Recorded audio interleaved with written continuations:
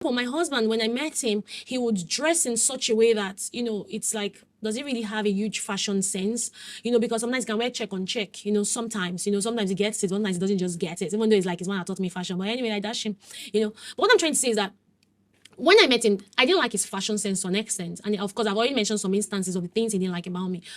But was he teachable? Yes, he was. He had the ability to learn. I also was teachable. And let me tell you, some teachability grows, it improves. So when you meet the person and you find that the person has the potential to learn, has the ability to learn, the way the person receives information may not be in the way you want the person to receive it. But over time, the person improves on how he wants to learn, how he or she wants to learn. The person improves on his or her ability to learn. So for my husband, he was teachable. I mean, he was good. I remember one time when I came around for one of his conferences he was organizing, and I didn't like what he wore. So he went extra miles to tell me that, oh, is there a way I can, tell him how to, dress next time and all of that. Even though we're in a relationship, he was open to receiving information, receiving correction. Some men will not. They don't have that kind of openness, And secondly, I remember when I was attending that his conference, I think I've shared this a couple of times.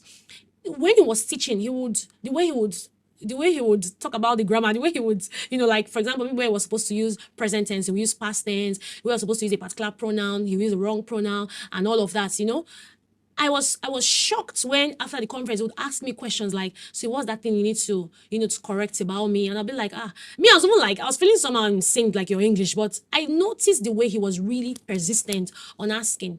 And I had to like, oh, your English, I think you should correct this, correct that, and all of that. And he was open to receiving it. So that is one thing you need to look out for. Is the person teachable? Does the person have the potential to learn? And that is core, because the person can tick all of the boxes and you'll be amazed that in marriage, you begin to see a lot of things and you're like, where did I miss it? So singles, in the bid of looking for the right spouse, understand that the person will not be perfect. The person will not be without flaws. So you need to choose the imperfections you can marry. And while you are the imperfection, while you choose imperfections you can marry, please note that the person will not change automatically in marriage, but if the person is willing to learn, the person can progressively grow. So where I was 11 years ago is not where I am today. It's not the kind of behavior I exhibit. Where my husband was 11 years ago, but the English and all things I mentioned is not who he is now. So he has progressively changed. As long as the person is open to learn, the person will change.